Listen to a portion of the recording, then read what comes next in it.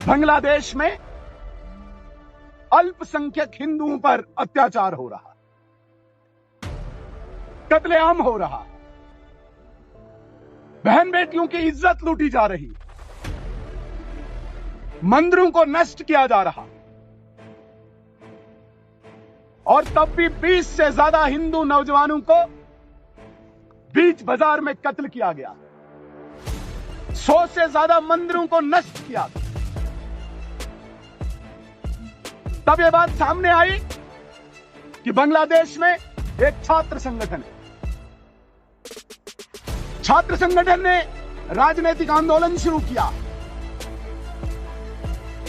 और जुलाई 2024 से लेकर अगस्त के बीच तक वहां पे सत्ता का तख्ता पलट किया गया। वहां की तत्कालीन प्रधानमंत्री को अपना देश छोड़ना पड़ा और देश हुड़दंगियों के हाथ छोड़ दिया। जो सबसे कट्टर इस्लामिक फंडामेंटलिज्म में लिप्त जो वहां के नौजवान थे, देश उनके हाथों में आया और एक पपेट, कठपुतली दूसरे देशों की, चाहे पाकिस्तान की बात कीजिए, चाहे आप चाइना की बात कीजिए, मोहम्मद यूनुस के हाथ सत्ता बांग्लादेश की सौंपी गई। कोई चुनाव नहीं, कोई वोटिंग नहीं, सीधे मोहम्मद यूनुस को बांग्लादेश की सत्ता सौंप दी गई। और किन्होंने सौंपी? छात्र संगठन। इस छात्र संगठन का मकसद क्या है, अभी तक किसी को पता नहीं चला। ये जो स्टूडेंट यूनियन थी, इनका मकसद क्या था, इनके पीछे कौन था, इनको गाइड कौन कर रहा था, इनके पीछे ताकत कौन सी?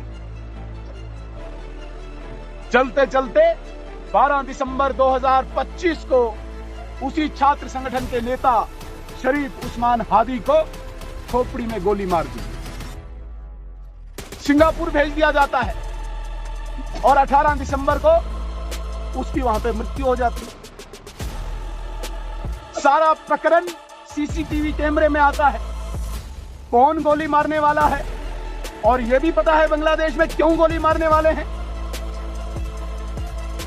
और 18 दिसंबर को जो ही ये बात बांग्लादेश में पता चली, वही कट्टरपंथी इस्लामिक फंडामेंटलिस्ट दोबारा से उठते हैं और चुन चुन के हिंदू मंदिरों को निशाना बनाते हैं, भारत विरोधी एक आंदोलन शुरू करते हैं। एक फैक्ट्री का कर्मचारी वर्कर दीपू राम का नौजवान लिंच किया जाता है, उसकी हत्या की जाती है। उसको यह पता ही नहीं कि यह छात्र संगठन कौन है, इसका नेता कौन है, इसे किसने मारा, लेकिन उसका कसूर इतना था, वो हिंदू। भाई अजीब तमाशा है। छात्र नेता तुम्हारा, आंदोलन तुम्हारा, मारने वाले तुम्हारे, कसूर क्या है उन लोगों का? साथियों, ये इतिहास गवाह। ये केवल आज नहीं, जब जब हम तारीख पढ़ते हैं भारत की या अपने पड़ोसी देशों की, जब जब हम इतिहास पढ़ते हैं, इतिहास के पन्ने इसी चीज के गवाह हैं। जहां जहां पे भी अल्पसंख्यक हिंदू है, जहां पे भी कोई अवशेष बचा है हमारी संस्कृति का, उसको निशाना बनाया है। हालांकि ये चुनौतियां अब हमें देश में भी है, ऐसा नहीं सिर्फ विदेशों में है। आप चारों तरफ देखो, हर तरफ से हमारे पास अपनी संस्कृति, अपने सनातन को बचाने के लिए चुनौतियां आ चुकी। आज बांग्लादेशी 2 करोड़ से ज्यादा भारत में आ चुके हैं, इन्फिल्ट्रेट करके। बर्मा से आ चुके हैं, पाकिस्तानी आ चुके हैं, कितने ही घुसपैठिए भारत में हैं। आज भारत के कई राज्यों में सरकार तय करते हैं घुसपैठिए, क्योंकि वोटर कार्ड उनको, आइडेंटिटी कार्ड उनको, आधार कार्ड उनको, बिजली पानी की रिसिप्ट उनके पास, वोटर भी बन जाते। अभी अभी पश्चिम बंगाल में एसआईआर हो रहा है, जिसे हम स्पेशल इंटेंसिव रिवीजन कहते हैं। जांच पड़ताल की जाती है कि भाई अगर ये वोटर है, क्या ये सचमुच यहां का है। 47 लाख वोटर जिनका कोई अता पता नहीं। 47 लोग क्या ही करेंगे कि बांग्लादेश का भविष्य क्या होगा, बांग्लादेश की सरकार किसकी होगी, ये वेस्ट बंगाल की सरकार किसकी होगी। बड़ी विडंबना। बिहार में अभी आपने देखा होगा SIR हुआ तो राजनीतिक आंदोलन शुरू। पर इसमें दिक्कत क्या है? मैं अगर किश्तवाड़ का हूं, मेरी 100 बार आप जांच करो ना, 1000 बार जांच करो। पीड़ा क्यों होती है आपको? जब जांच की जाती है उन घुसपैठियों की, उन बांग्लादेशियों की, उन पाकिस्तानियों की, उन बर्मियों की, कुछ लोगों को पीड़ा होती है। नहीं, इनकी जांच नहीं करो। ये तुम्हारे रिश्तेदार हैं क्या? तुम्हारे अपने हैं क्या? जरा बताइए हमें, दिक्कत क्या हो रही है, पीड़ा क्या हो रही है? तो मेरे कहने का यह तात्पर्य है, आज पूरे भारत में भी ये सारी चुनौतियां हैं। अपनी संस्कृति को, अपने सनातन को बचाने के लिए हमें रोज उठकर चुनौती का सामना करना पड़ता है और बड़े सुनियोजित ढंग से ये एक लड़ाई भारत और भारत के बाहर जितने भी अल्पसंख्यक हिंदू हैं वो लड़ रहे हैं। हम किश्तवाड़ियों ने तो प्रत्यक्ष रूप से देखा है। आज नई पीढ़ी हो सकता है, जो नौजवान 20-25 साल के हैं, उनकी याददाश्त अभी उतनी हम कह नहीं सकते हैं, लेकिन हमारी उम्र के लोगों ने तो प्रत्यक्ष देखा, हमारे बुजुर्गों ने प्रत्यक्ष देखा। 36 साल से एक आतंकवाद के साथ जूझे हम। आतंकवाद जब यहां पे आया, उसने क्या देखा, उसने क्या किया, क्या देखा? नाम इसका, धर्म इसका, जाति इसकी, वो देख के निशाना बनाया। चाहे हस्ती के बस कांड से लेके आखिरी हत्या जो हमारे स्वर्गीय चंद्रकांत जी की या परिहार बंधुओं की हुई, केवल नाम, धर्म और जाति पूछे। हमने सहा है, हमने देखा है, हमने जूझा है, कितने लड़े हैं हम भूले नहीं। हम अर्थियां लेके यहां, एक दिन मुझे अभी बैठे बैठे याद आ रहा था, यहां चार चिनार के पास अर्थियां लेके थे, चेरजी से 4 लाशें आई थी, गोलियां हम पे, हमने वो भी देखा है। मेरे कहने का मतलब है, लड़ाई बांग्लादेश में है और आप ये यकीन माने, जिस व्यक्ति के कंधों पे आज हमारी संस्कृति और सनातन का जिम्मा है, हमारे यशस्वी प्रधानमंत्री नरेंद्र मोदी जी, जिन्होंने इस भारत का कद पूरे विश्व में सबसे ऊंचा कर दिया है। आज दुनिया के देश घबराए हुए, आज चाइना जैसी ताकत घबराई है, आज अमेरिका जैसी ताकत घबराई हुई है, किसी भी तरीके से भारत की इस उन्नति और इस प्रगति को रोकना चाहते हैं। हमें पूरा यकीन है कि नरेंद्र मोदी जी चुप बैठने वाले नहीं हैं, चाहे बांग्लादेश हो, चाहे पाकिस्तान हो। मेरी माताओं, मेरी बहनों, मेरे नौजवान दोस्तों, ठीक 2 साल पहले नरेंद्र मोदी जी ने जब पार्लियामेंट में बिल पास किया कि जितने भी पाकिस्तान में हिंदू, सिख, बौद्ध, जिन्हें हम नॉन मुस्लिम कहते हैं, क्योंकि इस देश का जन्म ही धर्म के आधार पे हुआ, तो इस्लाम धर्म के आधार पे जन्मा देश, वहां पे गैर मुस्लिम को कैसे बर्दाश्त किया जाएगा? जहां पे 24% से घटकर आज 4% अल्पसंख्यक पहुंचे और आगे वाले सालों में देखेंगे तो 4% भी नहीं रहे। उसको देखते हुए नरेंद्र मोदी जी ने एक बिल पास किया कि वहां पे जो भी गैर मुस्लिम है, उसमें सिख है, उसमें बौद्ध है, उसमें जैन है, उसमें हिंदू है, आइए, हमारे दरवाजे खुले हैं, क्योंकि वहां पे जबरन धर्म परिवर्तन है, वो न हो, इसके लिए दरवाजे खोले भारत के। उस पर भी पीड़ा यहां पे, समझ ही नहीं आ रहा है, दर्द उसमें भी, तकलीफ उसमें भी। भाई यहां क्यों आए, कहां जाएं?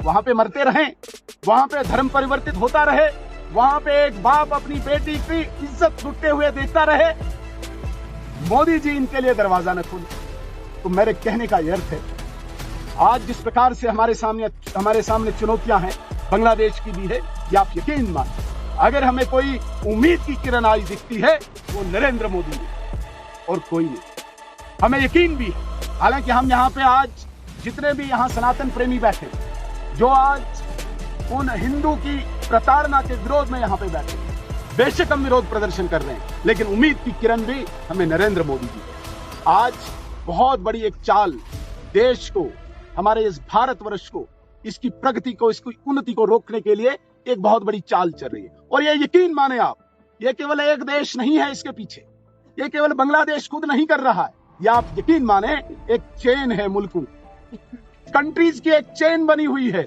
और वो चाहते हैं कि हम प्रोवोक करते जाए ताकि कोई जंग, कोई वार भारत के साथ शुरू हो।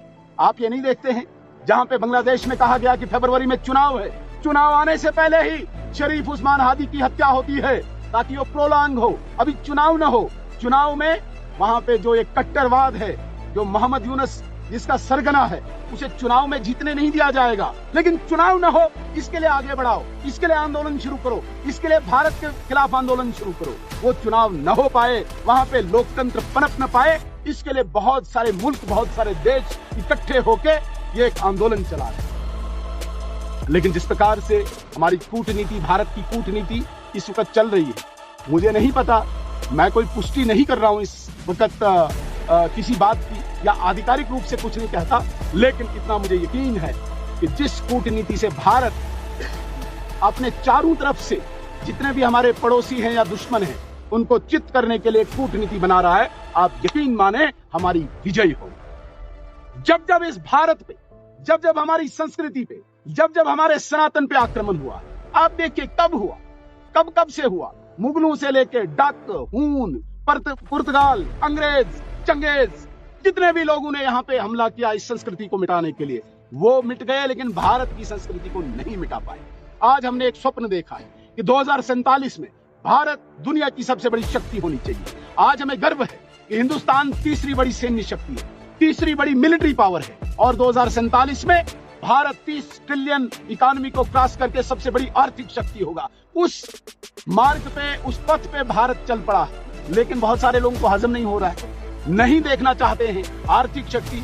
उसमें हमारे अंदर भी एक विमर्श तैयार किया गया है, इस भारत के अंदर भी एक विमर्श तैयार किया गया है। यहाँ के कुछ लोग हायर किए गए हैं जो उस शक्ति को बनने के लिए, रोकने के लिए एक टूल की तरह काम करते हैं। हमें अंदर भी लड़ाई है, बाहर भी लड़ाई है, लेकिन हमें अपने आप पे गर्व है, अपनी सेना पे गर्व है, और विशेषकर नरेंद्र मोदी जी पे हमें गर्व भी है, यकीन भी है। आप यकीन माने जो आज हिंदू बांग्लादेश में पिट रहा है, जो आज बर्बरता देख रहा है, अगर उसे भी कोई आशा की किरण है तो नरेंद्र मोदी ही दिखती वहां बांग्लादेश में बैठ के। और आप देख रहे होंगे पिछले साल एक साधु, एक महंत, जिसे ये कहा गया कि भाई तुम यहां से निकल जाओ, और भारत के भी उसके अपने अनुयायी कहने लगे आप यहां आए, उसने कहा नहीं, मैं अपनी जमीन नहीं छोड़ूंगा, मैं अपना स्थान नहीं छोड़ूंगा, मैं अपना मंदिर नहीं छोड़ूंगा, मैं जिस संस्कृति से ताल्लुक रखता हूं, मैं जिस संस्कृति से निकला हूं, सर कटा सकता हूं लेकिन भाग नहीं सकता।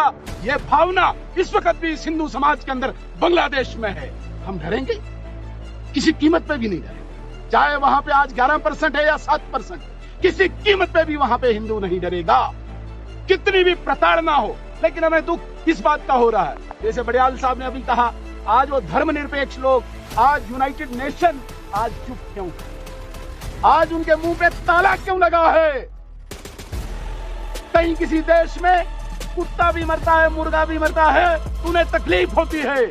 आज यहाँ पे नौजवानों को लिंच किया जाता है, उनके मुंह पे ताला क्यों? इसलिए धर्मनिरपेक्षता की दुहाई देने वाले, यूनाइटेड नेशन की दुहाई देने वाले ये भूल जाए, भारत अकेले लड़ना जानता है, अपनी संस्कृति को बचाना जानता है, अपने लोगों को बचाना जानता है, और वो किसी भी देश में बैठे हो, चाहे बांग्लादेश में बैठे हो या पाकिस्तान में बैठे हो, अपनी संस्कृति के लिए आखिरी दम तक हिंदू लड़ेगा। इसके लिए किश्तवाड़ का जो आखिरी कोना हम मानते हैं, इस कुली चौक में भी आज वही रोष है जो बांग्लादेश के हिंदू में है।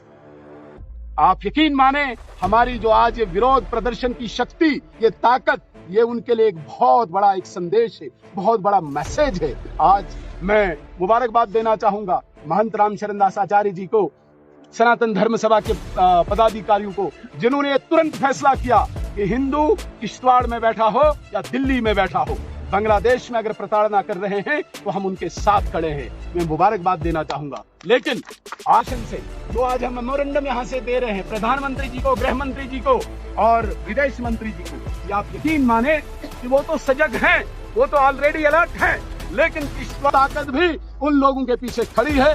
जबकि जो एक्शन हिंदू समाज को बचाने के लिए लेना होगा, यहाँ का एक एक नौजवान, यहाँ का बुजुर्ग, यहाँ की माता, यहाँ की बहन पूरे भारत के साथ खड़ी है, बांग्लादेश में उस हिंदू के साथ खड़ी है।